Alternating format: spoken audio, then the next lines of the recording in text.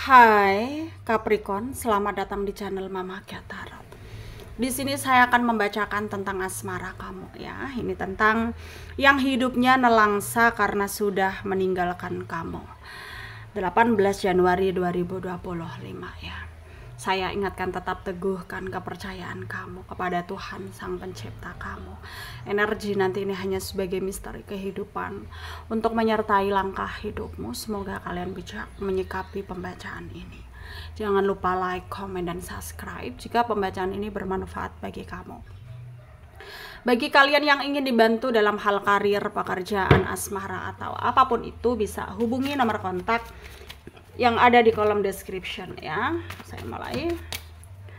Yang hidupnya nelangsa karena sudah meninggalkan kamu ya. 18 Januari 2025.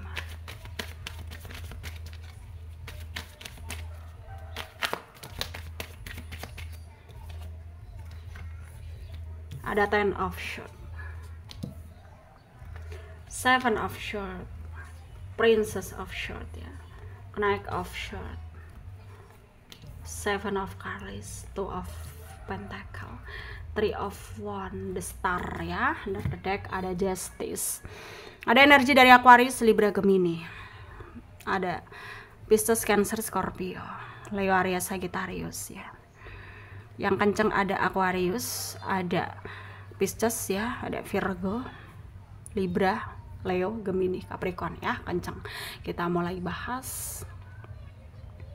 Yang hidupnya nelangsa karena sudah meninggalkan kamu, 18 Januari 2025. Di sini memang ada energi yang sangat merasa bahwa dirinya nggak berdaya ya,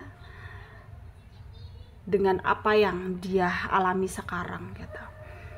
Dan dia tahu bahwa ini bukan hanya sekedar cobaan gitu, tapi ini adalah bentuk balasan yang harus dia terima karena selama ini dia sudah menyanyiakan kamu, sudah meninggalkan kamu tanpa perasaan gitu ya. Dan dia sudah coba berkali-kali untuk memperbaharui hidupnya tanpa kamu, tanpa dia harus ngerasa bersalah ya. Tapi ternyata dia nggak bisa ya. Dia nggak bisa dengan mudahnya untuk bangkit dari keterpurukannya karena memang itu adalah bentuk karma gitu, bukan hanya sekedar cobaan gitu, tapi karma yang harus dia bayar gitu. Itu pikirannya dia saat ini ya. Yang jelas-jelas dia sekarang ke energinya itu nelangsa, menderita gitu, dipenuhi dengan rasa bersalah dan rasa penyesalan ya. Dan sekarang apa sih yang dia lakukan? Energinya tuh selalu memantau kamu, itu yang dia lakukan ya. Memantau kamu, melihat situasi. Kalau udah baik situasinya, dia akan masuk ke dalam hidupmu untuk meminta maaf. Harapan terbesarnya dia, kamu memaafkan dia supaya hidupnya tenang gitu ya, supaya hidupnya tenang. Tapi dia juga harus berpikir bahwa tidak mudah bagi kamu untuk memaafkan dia karena begitu besar kesalahan dia terhadap kamu. Dia pun udah merasa seperti itu, merasa insecure ya. Dia udah ngerasa bahwa kamu sulit untuk memaafkan dia gitu. Dia pun ngerasa seperti itu. Tapi orangnya pantang menyerah, orangnya tidak mudah menyerah ya. Jadi dia akan terus berusaha meyakinin kamu ya, bahwa ya kamu adalah orang yang dewasa, yang dimana kamu akan memberikan dia kesempatan ya, supaya hidupnya itu tenang gitu ya, supaya hidupnya itu tenang gitu. Jadi ya energi dia sekarang itu memang nggak mau sampai kenelangsaan ini berlarut-larut gitu ya, terus terjadi dan terjadi terus menerus kehidupan dia gitu. Itu sebabnya dia akan terus berusaha melakukan apapun supaya kamu memaafkan dia gitu ya, supaya kamu memaafkan dia.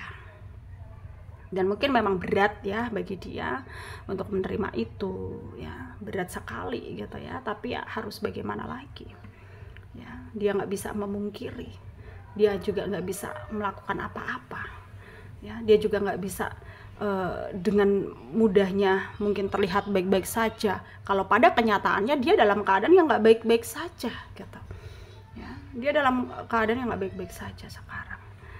Dan sedangkan dari energi kamu sendiri di sini ya, kamu terlihat kayak udah sedikit membaik ya. Kamu juga udah berpikir realistis di sini bahwa memang jodoh itu udah ada yang ngatur. Jadi harapan kamu di sini ya, kamu mendapat jodoh yang terbaik aja gitu, yang terbaik dari yang baik gitu ya. Dan kamu percaya bahwa Tuhan akan memberikan kamu yang terbaik gitu ya. Dan di sini kamu kayak menjadikan semua yang terjadi pada hidupmu itu pelajaran, supaya kamu lebih selektif, supaya kamu lebih bisa melihat ya seluk beluknya orang yang bersama kamu sekarang, nantinya gitu, ataupun sekarang sudah ada gitu ya.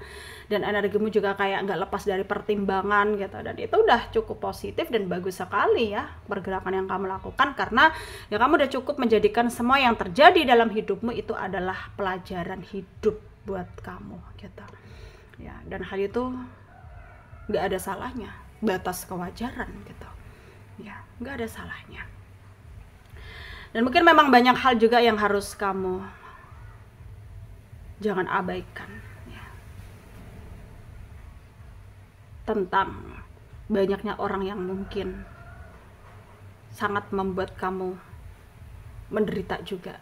Banyak orang yang ingin membuat kamu menderita ya. Mungkin memang kamu harus cuek gitu ya, tapi ya jangan abaikan juga yang dimana pada intinya di sini kamu harus berhati-hati ya pada mereka-mereka yang mungkin bermuka dua, baik di depan, enggak baik di belakang gitu ya. Kamu harus hati-hati di sini. Jadi jagalah dirimu ya dari hal-hal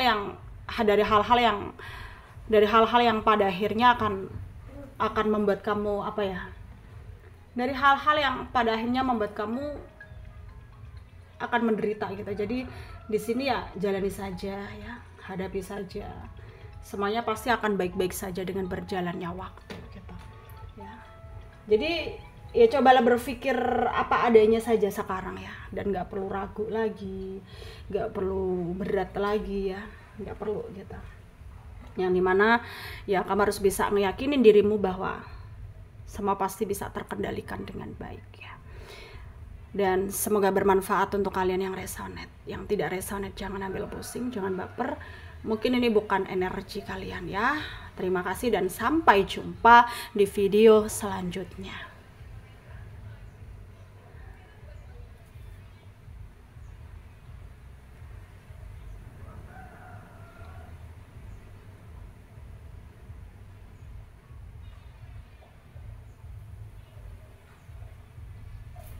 Terus